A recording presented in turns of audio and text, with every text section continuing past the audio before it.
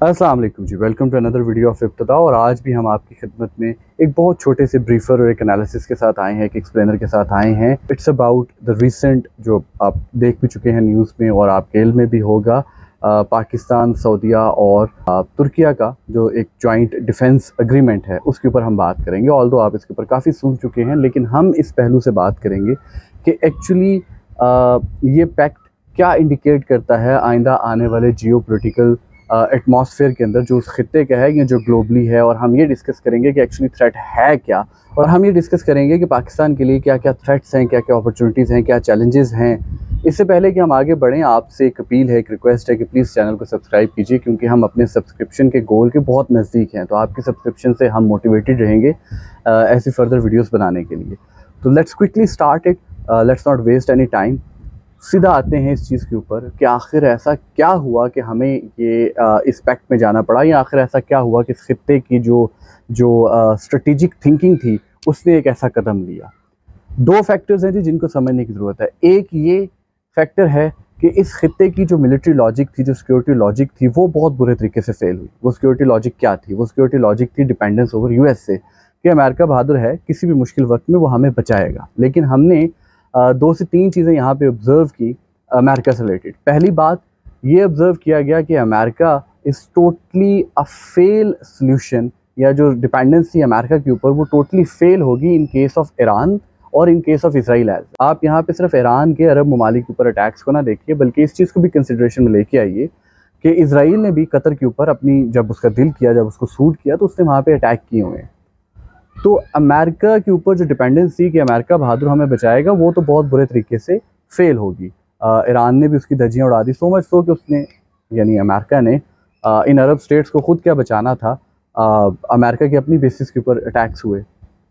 इस चीज़ के ऊपर डिबेट किया जा सकता है कि वो अटैक्स कितने सक्सेसफुल थे, लेकिन वो अटैक्स सक्सेसफुल या अनसक्सेसफुल होना एक अलग बात है, लेकिन वो अटैक्स कुछ मीनिंगफुल ज़रूर थे। तो अमेरिका के ऊपर जो डिपेंडेंस थी, जो उसके ऊपर एक over dependence I must say, वो तो बड़े बुरे तरीके से फेल होगी। दूसरा जो फैक्टर है जो हमें समझने की ज़रूरत है, वो ये है, देखिए कि जियोपॉलिटिक्स के अंदर, इस रियालम के अंदर, इस दुनिया के अंदर हमेशा से पावर खुद को बैलेंस करने की कोशिश करती है। आसान लफ्ज़ों में अगर मैं आपसे कहूँ तो वो ये है कि जैसे ही यूएस इस खित्ते से निकल रहा है, जो कि बड़ा ऑब्वियस है कि वो निकल रहा है इस खित्ते से, हमने उसकी ईरान के साथ टसल भी देख ली, हमने ये भी देख लिया कि यूएसए ने नेटो को इस खित्ते में ऑपरेट करने के लिए, इस खित्ते में ऑपरेशंस करने के लिए बुलाया।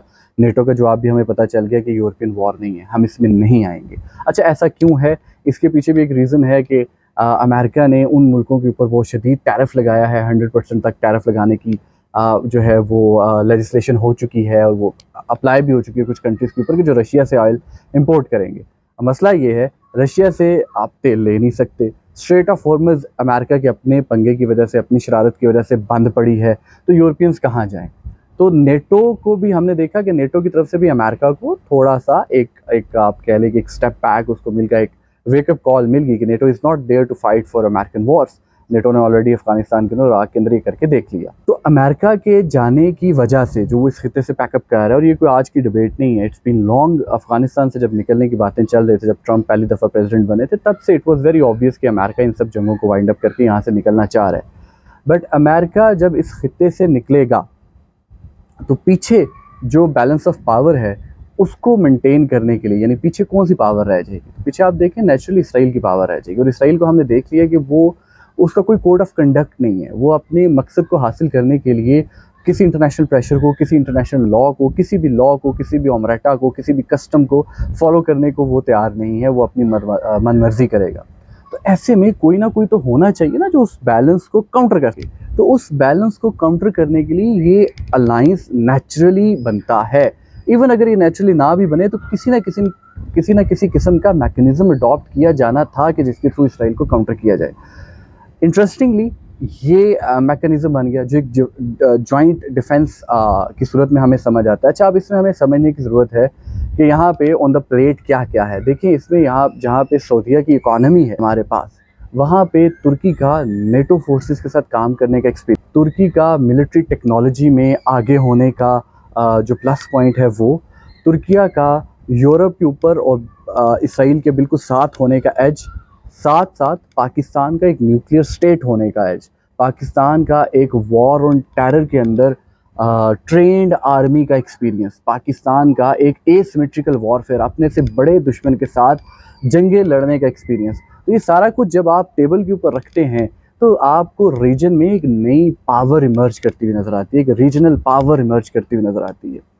ऑल्दो कि तीनों सुन्नी ममालिक हैं, उसकी वजह से अगर आप ये देखें तो इस्लामिक जो ब्लॉक है उसमें फर्दर एक आप कह लीजिए कि अपेरेंटली एक डिवीजन और नज़र आ जाती है कि आप वो जो क्लियर कट डिवीजन थी बिटवीन सुन्नी एंड शिया वो है। View the picture, let's view the scenario through the lenses of Pakistan and India now. Naturally India का इसको वेलकम करना बनता भी नहीं है और वो हमने देख भी लिया उनकी स्टेटमेंट के थ्रू।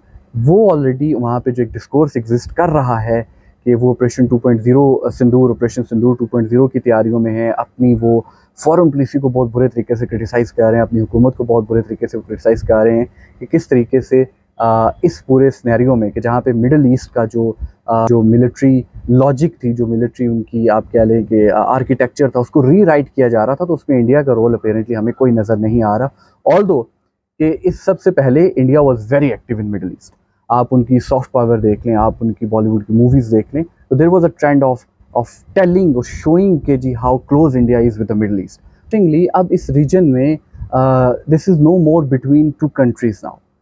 अब ये अलाइंसेस की का एक एंगल भी है, क्योंकि अगर आप ये देखें कि जो हेक्सागन अलायंस था, यानी इंडिया, इसराइल, साइप्रस और ग्रीस, और दूसरी तरफ अब उसके कंपैरिजन में ये जो मक्का का जॉइंट डिफेंस एग्रीमेंट है, तो it's alliances versus alliances, strong regionalism इस खित्ते के अंदर आ रहा है।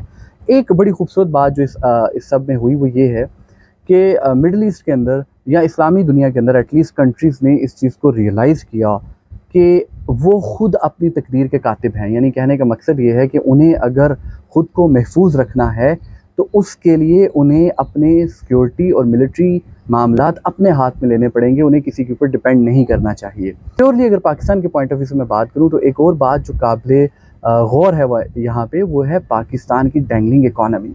जब देखिए इस कॉन्ट्रैक्ट में, इस पैक्ट के अंदर पाकिस्तान तब तक एक अच्छा पॉजिटिव और एक इम्पैक्टफुल रोल नहीं प्ले कर सकता जब तक पीस एट होम नहीं होगा। पीस एट होम से क्या मुराद है? पीस एट होम से मुराद ये है कि पाकिस्तान इकोनॉमिकली स्टेबल हो और पाकिस्तान पॉलिटिकली स्टेबल हो। पॉलिटिकली स्टेबलाइजेशन से मेरी मुराद ये है कि पाकिस्तान के अंदर इस तरह के मैटर्स को थ्रू पार्लियामेंट लेके जाया जाए ताकि इस तरह के मैटर्स की कंटिन्यूएशन रहे, इस तरह के मैटर्स जारी रहें, वो आगे ग्रो करें, वो आगे बढ़ें। इसका सी पैक जैसा हालत ना हो जाए कि इसके अंदर एक स्टेलमेंट आ जाए। तो इन सब मामलात को देखने की ज़रूरत है। देखना ये है कि क्या आइंदा आने वाले दिनों में ये पैक्ट क्या वाकई ही मुस्लिम दुनिया के दिफा के लिए काम आएगा। ये भी देखना है कि अब पाकिस्तान अपनी, क्योंकि पाकिस्तान के ऊपर एक इतनी बड़ी रिस्पॉन्सिबिलिटी है, उसके लिए क्या पाकिस्तान अपनी पॉलिटिकल और इकोनॉमिक स्टेबिलिटी की तरफ कदम उठाएगा। क्या Pakistan at the end of the day, क्या पाकिस्तान ऐसे मामलात को थ्रू पार्लियामेंट लेके चलेगा? तो ये वो सब मामलात हैं जिनके ऊपर बड़ी बारीक बीनी से हमें नज़र रखने की ज़रूरत है, क्योंकि अगर ये सारे फैक्टर्स ही मिलेंगे तभी ये एक सक्सेसफुल पैक्ट हो सकता है, एक सक्सेसफुल एग्रीमेंट हो सकता है। प्लीज़ अपनी राय का इजहार कमेंट बॉक्स में ज़रूर कीजिएगा, चैनल को सब्सक्राइब कीजिए। Thank you.